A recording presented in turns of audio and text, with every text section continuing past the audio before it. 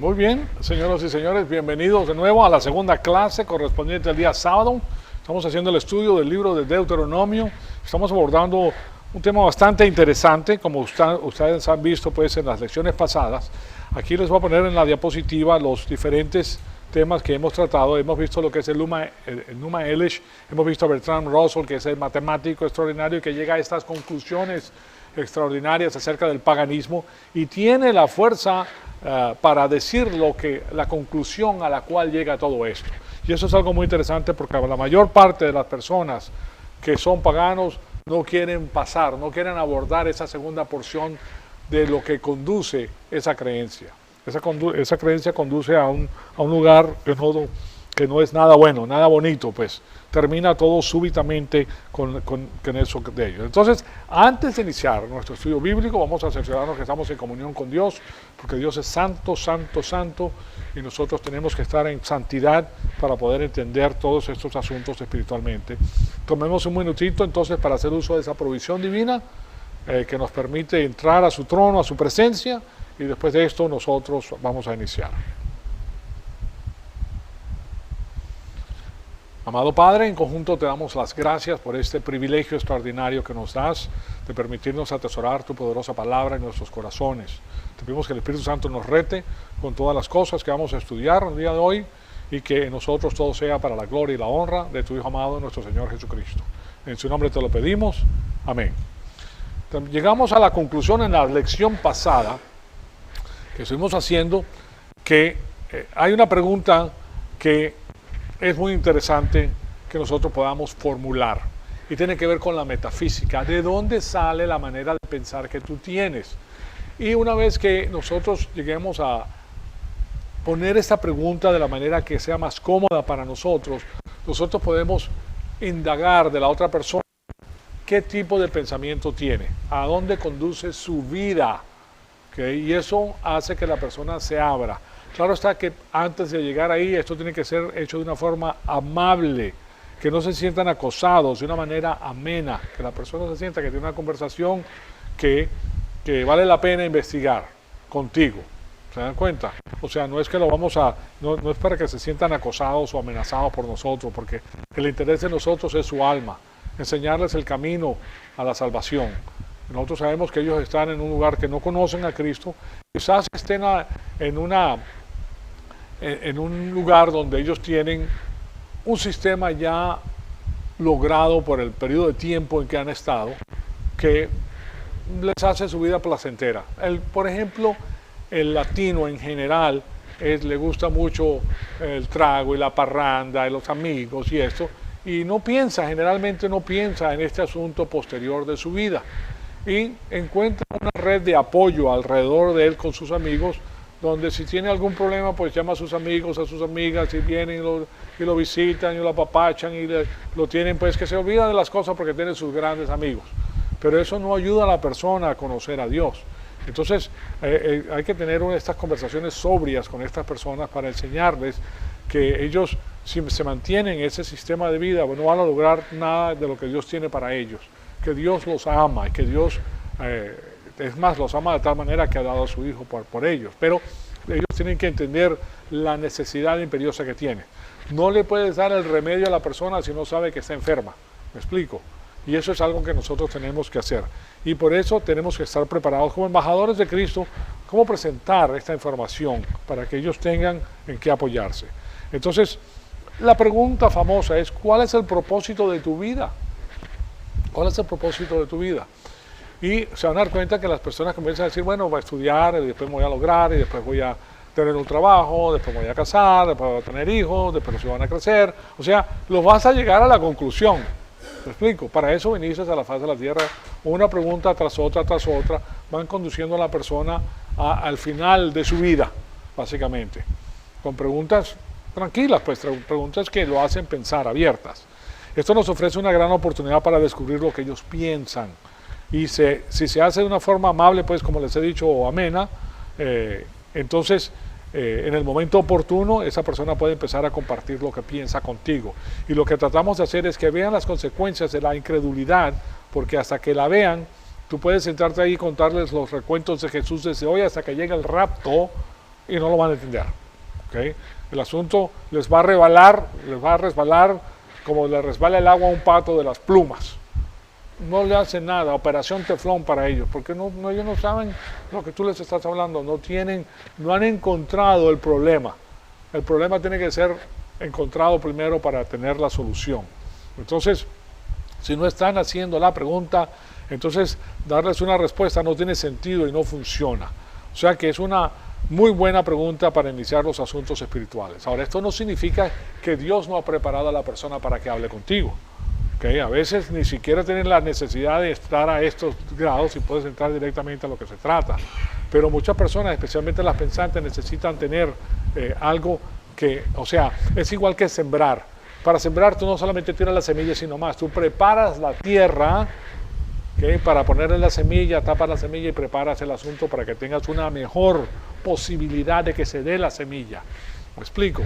El Espíritu Santo hace todo lo demás, pero nosotros tenemos que estar preparados. Somos personas preparadas para hacer lo que es más importante en nuestra vida. Entonces recuérdense que la respuesta metafísica siempre está siendo contestada. La gente va a contestar esa pregunta aunque no sepan que se llama metafísica, ¿me explico? De una forma u otra las personas responden, hay respuestas chapuceras, respuestas parciales, pero de una forma u otra tenemos una respuesta. Porque las mismas personas, si es una respuesta chapucera, es porque la persona misma no sabe. Ella no sabe de qué se trata. Simplemente porque no ha llegado a esa madurez, a ese periodo de madurez necesario para que la entienda. ¿Se dan cuenta? Entonces, o sea que tú no puedes decir algo acerca de algo sin decir algo acerca de todo. ¿Oyeron eso? Parece que, ¿qué fue lo que dijo el pastor? Bueno, es algo que nosotros tenemos que ver. Se los digo de nuevo porque voy a expandir sobre eso que acabo de decir. Tú no puedes decir algo acerca de algo sin decir algo acerca de todo. Si hablas de algo, vas a hablar del todo, porque el algo es parte del todo. ¿Me explico? Entonces, todo está en su contexto. Puedes hablar acerca del tiempo, del clima, por ejemplo. Puedes estar hablando acerca de lo que vas a hacer mañana, o puedes que estés hablando acerca de otra cosa, pero ese es el escenario. Entonces, para nosotros la pregunta es, ¿cuál es el escenario del asunto que estamos tratando? Y para hacer eso tienes que conversar con la persona, para saber dónde está, cómo está. Por ejemplo, si tienes una pregunta acerca de los negocios, tal como, ¿cómo se está yendo con tu negocio? Una pregunta que la mayor parte de la persona, pues, ahí no estás abordando ningún tema espiritual ni nada, simplemente estás hablando de lo que hace la persona. El negocio, puede ser camionero, ¿cómo está tu negocio de los camiones? Que estás ocupado, ¿me explico? ¿Y por qué iniciaste ese negocio? ¿Cómo te metiste a ese negocio? ¿O cómo iniciaste el negocio? ¿O cuál piensas que sea el futuro de tu negocio en el que estás? ¿Y qué ocurre si tu negocio fracasa, si cesa el asunto? Todas esas son preguntas interesantes. ¿Qué vas a hacer? Yo sé que las personas se han preguntado eso de vez en cuando. Todas son preguntas relacionadas, pues, la una con la otra. O sea que te extiendes. Eventualmente comienzas con uno y vas al todo. Eventualmente terminas diciendo algo acerca de todo lo que te corresponde a tu propia vida. Entonces todos nosotros necesitamos un medio, un plan para hablar acerca de la metafísica, es lo que les estoy diciendo, para poder hacer que las generalizaciones por medio de las cuales vivan ellos tengan sentido. Lo que se van a dar cuenta es que la mayor parte de las personas que no indaga esto, no lo perfila de la manera que lo estamos haciendo nosotros en estos momentos, siempre hablan de forma generalizada. ¿Sí me explico? General, nada específico. Entonces nuestro trabajo es llegar a lo específico. ¿Qué les quiero decir con las generalizaciones, por ejemplo? Bueno, detalladamente, permítanmelo explicárselo a ustedes. ¿Por qué tenemos nombres, por ejemplo? ¿Por qué existen los nombres? Generalmente nosotros no pensamos en eso. Porque, bueno, estamos muy ocupados con los asuntos cotidianos para hacernos esa pregunta. Si observan las partes de un discurso, por ejemplo, cada vez que vean un nombre están clasificando algo. Lo hacemos automáticamente en nuestra mente. Es algo es un perro o algo es un gato. Puede ser un perro, puede ser un gato, ¿verdad? Algo es bueno o algo es malo. Nosotros no pensamos acerca de eso debido a que generalmente cuando estudiamos el español o el inglés, aquí en los Estados Unidos y en los lugares de proveniencia, pues estamos muy ocupados trabajando con la gramática, que no pensamos acerca de las partes del habla, de lo que hacen esas partes. Pero resulta que las partes del habla están ahí debido a que Dios dispuso el lenguaje Entonces estamos ahora empezando a ver cómo es el asunto, porque el lenguaje existió antes de la creación. Entonces, él fue el que construyó las estructuras de los nombres en todos los idiomas. O sea que los nombres existen en todos los idiomas. Los idiomas tienen nombres porque nosotros somos los que categorizamos. Dios nos puso a nosotros a categorizar o clasificar. A nosotros nos gusta clasificar la información que recibimos. Si no puedes poner algo en una clase, no puedes crear una frase y no puedes hablar acerca de nada. Y ese es el motivo por el cual tenemos las estructuras. Piensen acerca de Adán, por ejemplo. Cuando Dios les presentó los animales a Adán, se los trajo uno a uno, Él le dio nombres a los animales, los clasificó a los animales. Y eso es algo muy importante. Los llamó por nombre, y esta fue la primera generación en la historia humana que hizo uso de los nombres entonces. Adán tuvo que tener nombres en su idioma para describir lo que hacían los animales. Era muy inteligente, nosotros sabemos que era un hombre sumamente inteligente, este Adán. Si hay genios el día de hoy, ese hombre se la pasaba de genio, a pesar de que no tenía la información que tenían los de hoy. Entonces, no solamente tenía que ser de tener sentido lo que decían las personas, de sus generalizaciones, tenía que tener el sentido de los procesos y de la causa y del efecto. O sea, tienes nombre ahora para poder hablar con una persona, para poder decirle lo que estás pensando, tienen que haber causa y efecto, ¿verdad? Tienen que haber procesos, todo viene por proceso. Entonces, en otras palabras, hay procesos en todo lo que ocurre, hay acciones. Y cuando hablas de acciones, inmediatamente viene a tu mente ¿qué? El verbo. El verbo habla de la acción. Hay actividades constantes y para eso nosotros necesitamos los verbos. Por ejemplo, voy a la tienda. Eso implica un movimiento y está hablando que yo voy a la tienda, voy a caminar, voy a la tienda, voy rumbo a la tienda. El otro es el equipo tal ganó el partido. Entonces algo pasó con un equipo que hizo algo, ¿verdad? O sea que hay movimiento, hay acción. Estos son procesos, entonces son actividades. Esas son acciones que están tomando lugar. Y a nosotros nos gustan. Hay acciones malas, hay acciones buenas, hay acciones con propósito, hay acciones fortuitas, pero no nos podemos escapar de los nombres y no nos podemos escapar de los verbos. ¿Por qué les estoy diciendo? Dije que iba a hacer una explicación detallada del asunto. Hay relaciones y preposiciones entre las cosas. Entonces también ustedes se dan cuenta que se está desarrollando algo, una manera en la cual las cosas operan, porque han sido diseñadas por Dios de esa manera. Entonces, tal y tal persona es de esa casa. Ahí tenemos entonces preposiciones, relaciones que existen. O tal y tal persona está cerca de esta casa. O están caminando alrededor de la casa. Entonces ves la relación que existe entre la persona y la casa, si se dan cuenta. O sea que es la naturaleza misma del idioma que nos obliga a utilizarla todos los días, cada vez que hablamos o pensamos. Y nosotros estamos utilizando pues estas estructuras cotidianamente. Entonces, ¿cuál es el significado que tiene? Porque ahí existen, ahí están. Esta pregunta es la pregunta de la metafísica.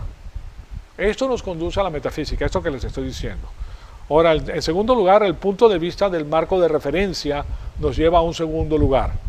Y es lo que les mencioné con el bosquejo de Moisés. Cuando estamos hablando de Moisés, que la historia tiene un propósito completo. Es internamente, tiene una manera integral de enseñar consistentemente. Dios integralmente enseña consistentemente. Es algo de larga duración que mantiene el hilo de la información. Entonces, por ejemplo, Dios se revela por medio de la creación, de la caída, el diluvio, el llamado de Abraham, el éxodo, el monte Sinaí, que estamos estudiando aquí, pues la ascensión a la monarquía, los años dorados de Salomón, el colapso de la nación, el exilio, la venida del Hijo de Dios, su nacimiento, su vida. También nos enseña que ha intercalado la iglesia en el periodo del tiempo para finalizar posteriormente con la tribulación. Eso no lo hemos visto todavía, no es histórico, es al porvenir, pero ya sabemos que todo lo que hizo en el pasado se cumplió para enseñarnos a nosotros que la historia tiene un rumbo y se va a dirigir hacia donde Él dice perfectamente bien.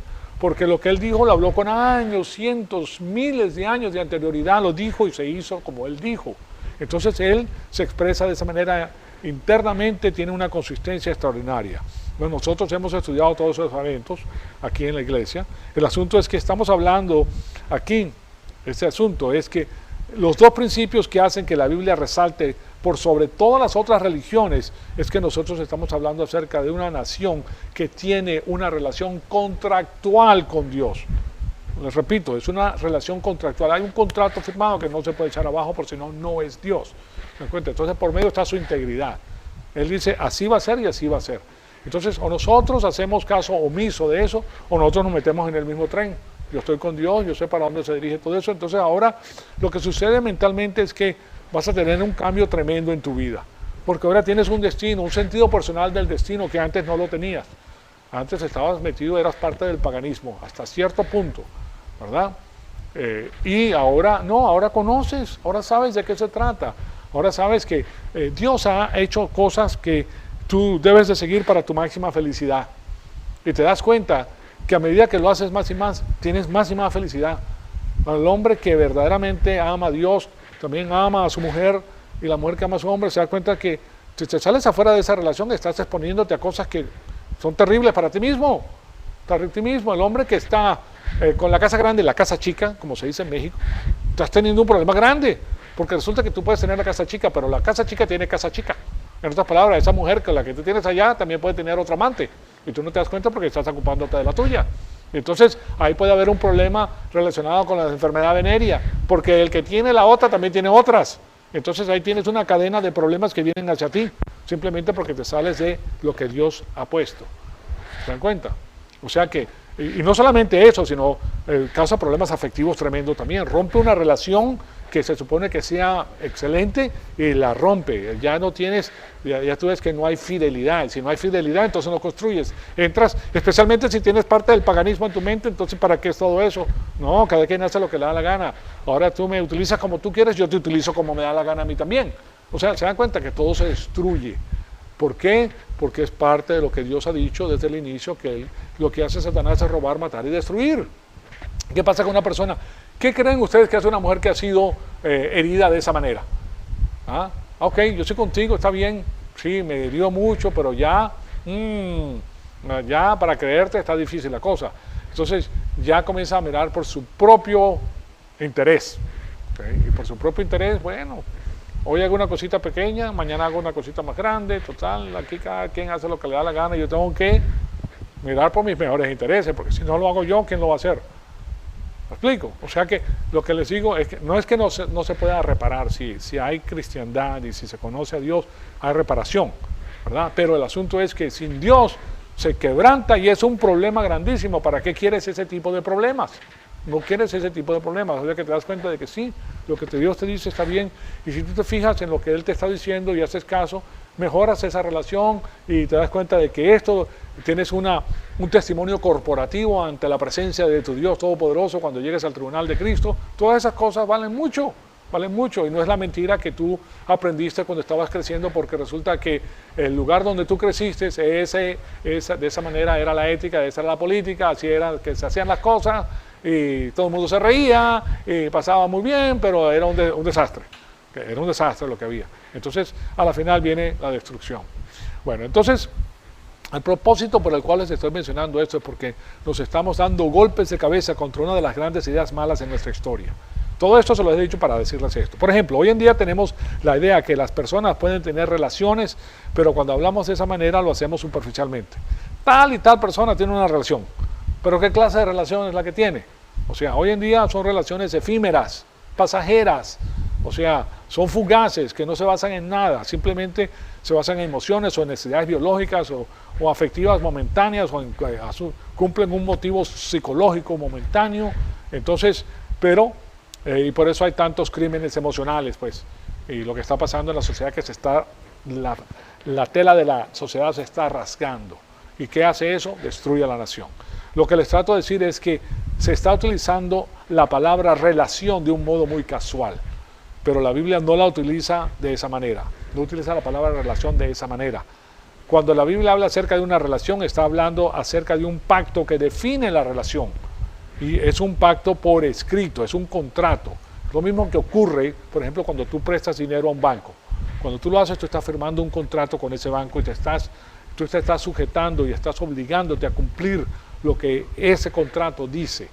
Entonces, Y lo mismo tenemos pues cuando haces una hipoteca, compras una casa, te haces una hipoteca, y en esa hipoteca tú tienes que pagar. Si tú no pagas, te quitan la casa, básicamente eso es lo que dice ese papel, y tú te comprometes a hacer eso. Y te comprometes a tener seguro para que en caso de que se queme la casa, pues el banco reciba su dinero, o tú puedas reconstruir. Entonces, esa es la estructura que nosotros tenemos en la Biblia. Nosotros tenemos contratos para definir las relaciones. Y esto le da estructura a la relación.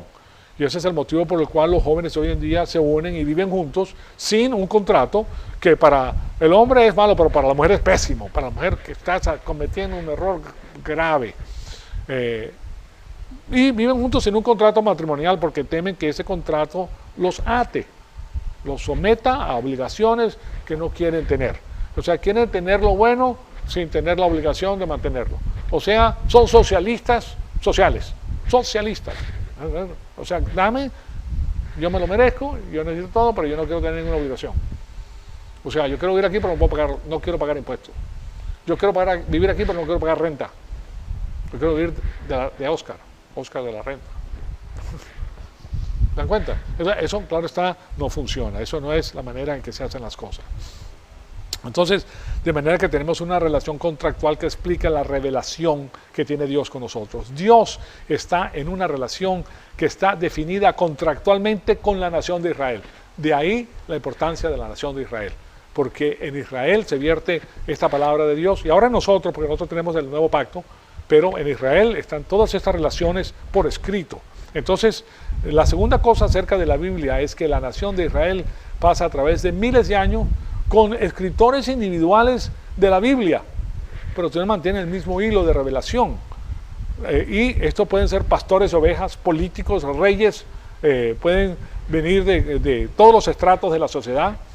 Y este libro existe porque la Biblia es una colección de libros escritos por diferentes personas en diferentes situaciones, en diferentes estratos económicos, de diferentes estratos sociales, pero tienen el mismo pensamiento divino inspirado por Dios, que el Espíritu Santo utiliza a todas las personas, pero todo se concuerda. Y eso lo hace para que la gente sepa a través de los años, a través de los siglos, la fidelidad de Dios. Entonces, la pregunta que nos podemos hacer es que ¿no les parece extraño a ustedes, por ejemplo, a pesar de todos esos escritores que han hecho la Biblia en diferentes segmentos históricos, estamos hablando separados de cientos de años en la revelación, que tenga una consistencia evidente a través de toda la Biblia? ¿No les parece extraño? Es algo extraordinario que tenga esa consistencia, que todos los libros concuerden los unos con los otros para proponer lo que Dios quiere hacer en la historia. Y la pregunta que yo les he hecho esta pregunta anteriormente, que nombren alguna otra religión que tenga esta característica. Trata de pensar solamente en una. El confucianismo, por ejemplo, que es una religión muy grande, es un solo hombre que la inventó, o sea, y no hay seguimiento. Islam, inventada por un solo hombre, no hay seguimiento, la misma cosa. Después de esto, los cultos, tenemos el mormonismo, un hombre la inventó, son inventadas por un solo hombre que le vino a la revelación de Dios, le salió un ángel y le dijo las cosas que le tenía que decir, ya le escribió, y se ha formado unas religiones grandísimas de esto, pero no hay una sola que tenga la posición histórica, con escritores a través de la historia que estén en el mismo punto y que hagan lo que está haciendo Dios. En la Biblia no se comienza con un solo hombre. Claro está que la creación sí comienza con un solo hombre, pero después pues sigue adelante y hay una multiplicidad de personas. La revelación viene por medio de muchas personas que atestiguan. Y eso se debe a que posteriormente Dios sabía que la ley mosaica requería más de 2 testigos. 2 o más, dice la palabra. O sea que cuando llegamos al marco de referencia, nosotros tenemos una explicación intrínsecamente consistente, lo cual significa que existe una calibración epistemológica para la fundación de la verdad. Pues construir la verdad en esto porque esto tiene un seguimiento histórico que no quiebra la línea de pensamiento. O sea que es comprobable a través de la historia. No tienes que estarla cambiando. Todas estas religiones que le mencionan cambian. Algo pasa, le cambiaron esto aquí, le cambiaron esto allá, porque te recibimos información adicional y ahora esto tiene que cambiar. Eso no es así con la Biblia. O sea que cuando llegamos al marco de referencia tenemos esto. Dios no se queda callado. Él ha hablado en la historia, Él ha compartido los pensamientos de su mente con nosotros y por eso nosotros tenemos una base sólida para la verdad. Tenemos a la roca A Dios se le conoce como la roca, ¿okay? La roca fundamental, la roca que no es conmovida. No es Pedro la roca estaba en el Antiguo Testamento y ese era el nombre, ¿okay? Esa es la roca. El templo se construyó sobre unas rocas enormes para que no hubiera vibración. Yo no sé si ustedes saben, pero en las compañías que hacen tornos, que hacen equipo de alta calibración, yo conozco un señor que tiene aquí una fábrica de esas, que hizo negocio en México y hace negocio en Venezuela, por eso lo conocí por medio de un amigo mexicano que tenía una compañía de ingeniería y quería vender en Venezuela y éramos amigos, pues el señor este ya murió, pero me lleva a conocer a este señor y estamos hablando acerca de la tecnología y la maquinaria que tenía, la precisión que tiene que tener esta maquinaria para hacer los componentes de estas bombas hidroeléctricas o las bombas que se utilizan para sacar petróleo. Tiene que ser exacta, la precisión tiene que ser exacta. Entonces, ¿qué es lo que me dice? Que él tuvo que traer esta maquinaria desde Alemania y ellos mandaron sus expertos para ponerla y eso requirió 20 pies de base de concreto. ¿Okay? 20 pies de base de concreto, estamos hablando de aquí, hay 8. 20 pies es mucho más arriba y grandísimo. Estamos hablando de echar concreto en un lugar grandísimo para que mantenga la máquina porque no podía tener vibración. ¿Ah? O sea que estamos hablando de la estabilidad que produce la roca. Y ese es uno de los conceptos que tiene la roca en Israel. La estabilidad que Dios te da. Una estabilidad garantizada. Sobre esa roca puedes construir un edificio enorme, pero sigue siendo la misma base, la misma roca. Entonces, eso es lo que tenemos. Quisiera pasar un poco de tiempo aquí para de nuevo entrar en el asunto de las leyes por casos de Moisés. O sea, en la jurisprudencia precedente se le llama, así se le conoce en la ley a los casos que preceden a los casos de la ley que se presentan el día de hoy. Si se presenta un asesinato que tiene ciertas características, lo que hacen ellos es regresar a diferentes casos que se presentaron anteriormente con características similares. Y hay muchos ya en la historia, pues hay muchos, o sea, todo ha sido recopilado y se basan los abogados en los casos precedentes. Cuando se presentan en el frente del juez, le dice, bueno, señor juez, en el tal y tal caso, en tal y tal día, esto pasó y esto fue lo que se dictó. Entonces yo le estoy presentando una cosa que es muy similar para que usted para que la tenga a su disposición y usted sea el que dicte, pues. Entonces, y de esa manera era que se edificaba la ley mosaica basado en esos 10 mandamientos para el pueblo de Israel, por casos. ¿Y quién era el que determinaba? Bueno, los jueces. Y los jueces tenían que ir a Moisés si tenía un caso muy fuerte y Moisés iba a Dios y Dios le decía lo que tenía que hacer. ¿Okay? O sea que no hay ley como la ley mosaica. Es la mejor ley que existe en la faz de la tierra. Entonces, en todas estas cosas de nuestra cultura que tenemos, existe ley, pero no quiero que se pierdan en la selva pues para examinar un solo árbol. Aquí lo que quiero hacer en nuestros días modernos, tenemos que la tendencia es la de decir que el conocimiento en las escuelas solamente viene a través de las experiencias sensoriales. O sea, teniendo uso de nuestros sentidos y nuestra capacidad de discernir a través de lo que vemos, es lo que se está enseñando hoy en día en los colegios.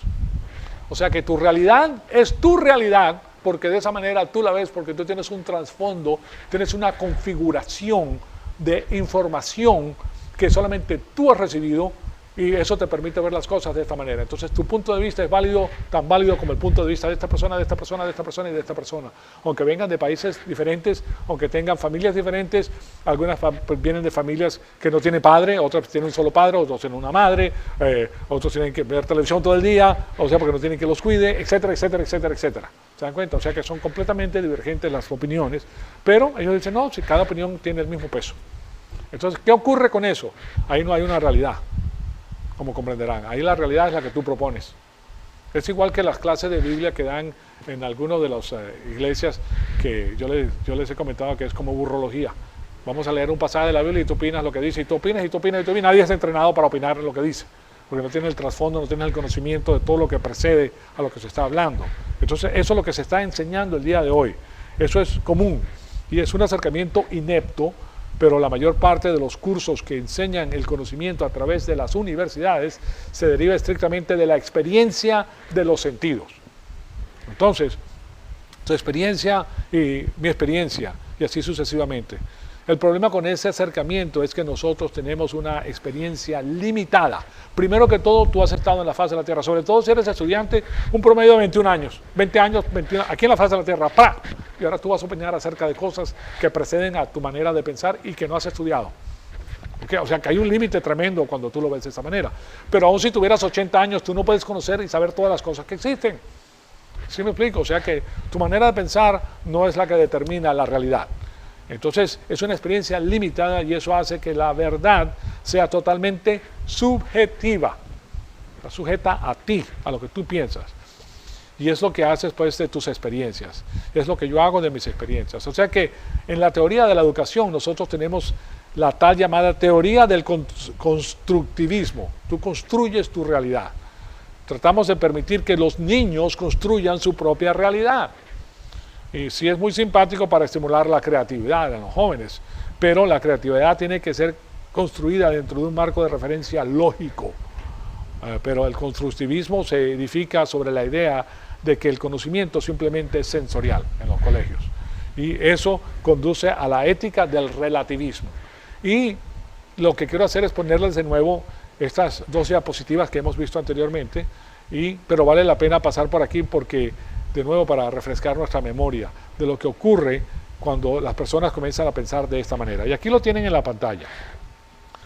Las respuestas no bíblicas, ¿a quién eres tú para decirme cómo debo vivir? O sea, yo tengo mi propia realidad, porque yo tengo mis propias experiencias, yo tengo una familia diferente a la tuya, yo hablo un idioma diferente, tengo un trasfondo diferente, entonces ¿quién eres tú para decirme cómo tengo que vivir? ¿Me explico? O sea que ahora tú estás construyendo la realidad. Ustedes saben que una persona italiana no piensa de la misma manera que piensa un alemán. El alemán es muy fijo, el italiano es vivir y vamos a la pachanga y vamos a comer sabroso y nada más. El otro no, el otro está construyendo hacia el futuro y tenemos que ver las cosas 1, 2, 3, 4. El otro no, el otro se brinca. Y si vas a un latino, más brincos todavía. O sea, ese de aquí para allá es un experto pues en el eclecticismo. O sea, cada raza, cada lugar depende de la ética que han abrazado desde que comienzan, piensan de una manera diferente. Entonces cada quien tiene su realidad, es a lo que vamos, y cada quien decide. Entonces el subjetivismo, que es, cuando hablas de la moralidad, que es el relativismo moral como tienen en la pantalla, los juicios éticos que yo tengo simplemente expresan las emociones o actitudes individuales hacia un suceso. Sucedió tal cosa, y yo pienso que es esto, y esto, y tú piensas que es aquello. Cada quien tiene su propia perspectiva, lo mira de manera diferente, y cada quien tiene su verdad. ¿Okay? Entonces, los argumentos a favor son que las circunstancias y generalizaciones difieren de persona a persona. Segundo, no toleran la imposición de los valores individuales sobre otros. O sea, tú no eres quien para decirme a mí cómo yo voy a pensar, porque yo pienso de una manera diferente, porque tengo un trasfondo diferente al tuyo. ¿Okay? Tiene sentido en esa manera de pensar. Entonces, los juicios conflictivos de dos personas pueden ser verdad debido a que los dos reflejan fielmente las actitudes individuales. O sea, yo te estoy diciendo la verdad como yo la veo porque esa manera es que yo la veo. Pero es verdad. Es subjetivo porque es la tuya y el otro tiene otra verdad. Entonces, por el otro lado tenemos que el subjetivismo, relativismo moral, que son juicios éticos simplemente que expresan las emociones o actitudes individualidades hacia un suceso. Aquí los problemas que tiene esto son los siguientes. Esto no dice nada acerca de los sucesos mismos. No dice nada. El suceso al suceso, eso es una cosa. Aquí lo interesante es lo que yo pienso acerca del suceso. Solamente ofrece expresiones autobiográficas, porque es mi propia biografía, ¿okay? Que carecen de base para esa indignación moral contra los sucesos. Si yo tengo una indignación moral contra lo que sucedió, es porque yo la siento y, claro está, solamente ofrece lo que yo siento, no lo que pasó. No importa cuáles son los datos, ¿okay? Los hechos no importan, lo que interesa es cómo yo me siento. Segundo, se refuta a sí mismo, debido a que cada persona individualmente o inevitablemente juzga a las acciones de las demás personas. Entonces, y tercero, la resultante anarquía conduce a una imposición totalitaria de juicios del más fuerte sobre el más débil. Porque como cada quien tiene su manera de pensar, aquí alguien se va a imponer en lo que tú piensas y en lo que yo pienso. Entonces, ahí tienen ustedes esta manera de pensar. Esto tiene que ver con el relativismo moral. Cuando hablamos de la moralidad, tú tienes tu moralidad y yo tengo la mía. A ti te enseñaron una cosa, a mí me enseñaron otra cosa. Ya está. Entonces tú tienes tu realidad y yo tengo la mía. Yo vengo de una familia de mormones y mi papá tenía 3 mujeres. Entonces, ¿yo por qué voy a tener una sola? O sea, a mí no me enseñaron eso, ¿verdad? Así es. Entonces, vale la pena pues ver esto de una manera concienzuda. Aquí el asunto es que al final el problema es que esto, que encierra esto, es que no dice nada acerca de las acciones mismas, sino de lo siguiente, de lo que siente la persona con cada acción. Y si todas las cosas son subjetivas, y te digo, eso que está allá en lo profundo, eso me molesta. ¿Yo puedo decir eso? Y claro está, ahí no estás haciendo nada acerca de la maldad. Simplemente estás diciendo, a mí no me gusta eso. Pero no estás dirigiéndote al tema de la maldad en sí. Entonces el problema es con la naturaleza pecaminosa del individuo. Y eso es lo que está sucediendo en nuestra propia nación. ¿Sí? O sea, aquí en los Estados Unidos está sucediendo. El problema es que sí tenemos el relativismo aquí en los Estados Unidos y políticamente eso siempre conduce a la anarquía. Es inevitable, es como la ley de la gravedad. Si hay relativismo moral, ya nos dirigimos, el relativismo moral dice que tú puedes aceptar todo. Todo lo puedes aceptar como si fuera normal. Tú puedes hacer lo que te da la gana. Si te da la gana de salir allá afuera desnudo, ¿ok? Tú puedes salir afuera desnudo porque esa es tu verdad. Nadie te puede decir nada. Yo me puedo meter en el baño de las mujeres, de las niñitas, y hacer mis necesidades enfrente de las niñitas, porque esa es mi realidad. Yo me siento mujer. Entonces, no importa el escándalo que tú le formas a los niños. No, porque esa es mi realidad. Tú tienes la tuya, yo tengo la mía. ¿Se dan cuenta? Eso conduce a la anarquía completa. Eso no lo puede tolerar nadie. Cada quien hace lo que le da gana. Yo estaciono mi carro aquí enfrente de tu casa porque yo tengo el derecho de estacionarlo ahí. Esa es mi realidad. ¿Sí me explico? O sea, cosas como esta. El relativismo siempre conduce a la anarquía y por eso Dios establece estas leyes que son perennes y eternas. El asunto es que nadie quiere la anarquía. A nadie le gusta vivir en un lugar donde hay anarquía. ¿Qué está pasando en Venezuela? En Venezuela es una anarquía tremenda. Cada quien hace lo que le da la gana. Tú sales y te roban. Ya está. ¿Por qué? Porque le da la gana. Porque tú eres un oligarca y yo soy yo simplemente, yo vivo de ti, voy a vivir. Porque tú eres un ladrón. O sea que el que estaba trabajando ahora es el ladrón. Y yo simplemente estoy sacando lo que me corresponde. Entonces, ¿quién prospera? ¿Se dan cuenta? Entonces, ese es arbitrario, pues. Las fuertes, entonces, van a controlar a los débiles. Esa es la emergencia del sistema totalitario. Porque hay un momento en que las personas ya no aguantan el asunto y ponen a una persona de mano fuerte para que arregle eso. Y eso es lo arbitrario del sistema. Los fuertes van a controlar a los débiles y van a imponer sus valores sobre los débiles para poder controlar la anarquía. Y todas las personas van a estar de acuerdo cuando esto suba. Yo no sé si ustedes se recuerdan de Mussolini, el famoso italiano que conducía a Italia en la Segunda Guerra Mundial. Llegó al poder en Italia antes de la Segunda Guerra. ¿Y qué era lo bueno que decían acerca de Mussolini? Porque eso era un desastre en Italia. Bueno, que los trenes están corriendo a su tiempo. Porque Mussolini era militar y él imponía eso. De paso lo colgaron boca abajo a Mussolini. Entonces, para los italianos era maravilloso que llegara el tren a su tiempo, ¿verdad? Pero el asunto es que tú quieres algo más que tener los trenes a tiempo. ¿Sí me entienden lo que les estoy diciendo? Esto es asunto de ver las cosas de la manera correcta. Ahora también quiero presentarles estas 2 diapositivas que nos permiten apreciar lo que es la palabra de Dios. La palabra en este diagrama lo han visto muchas veces también, pero de nuevo esta es la idea central del conocimiento y de la verdad. Y esto no es discutido en las clases, en las escuelas, en las universidades. No lo discuten, se alejan de esto. No es discutido en las universidades a menos de que estés en una clase de filosofía especial. Entonces ahí lo discutes como parte del currículo. Y siempre le dan un slant. Aquí el asunto es que este diagrama representa la idea bíblica del conocimiento y la verdad. Y aquí lo que les voy a enseñar entonces es que aquí arriba, ahí tienen este triángulo. En la parte de arriba ustedes ven a Dios, que es el creador de todas las cosas. Él hace el hombre y conoce al hombre perfectamente bien. Pero el hombre, como ven la otra flecha hacia arriba, conoce a Dios parcialmente. Y Dios es el que hace la naturaleza. Y Él conoce a la naturaleza comprensivamente. Él la hizo, la conoce completamente. Y el hombre conoce a la naturaleza parcialmente. Entonces aquí ustedes ven algo que es muy interesante. Primero que todo, lo que van a notar es que hay una consistencia. El criterio es que los pensamientos del hombre pueden ser ordenados porque el plan de Dios es ordenado. Es el que propone las cosas, el hombre se ordena y por eso está el lenguaje, por eso están los nombres, por eso están los verbos, por eso están las cosas que los unen.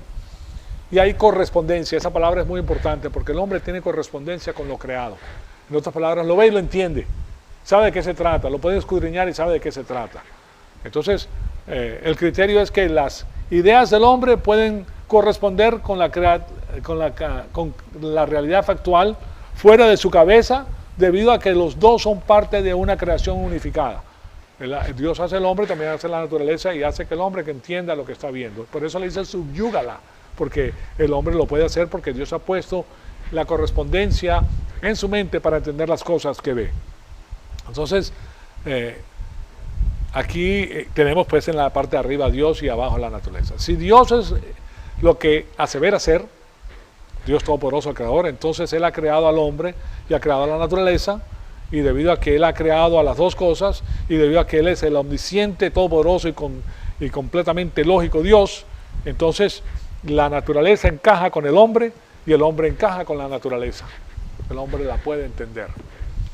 ¿Qué significa eso? Bueno, eso significa que tú puedes salir y estudiar a las ovejas, y puedes salir a estudiar a los girasoles, y puedes salir y estudiar cualquier cosa, y lo puedes entender, y lo puedes aprender debido a que fue diseñado de esa manera, para que lo entendieras, porque hay correspondencia entre la criatura y lo creado.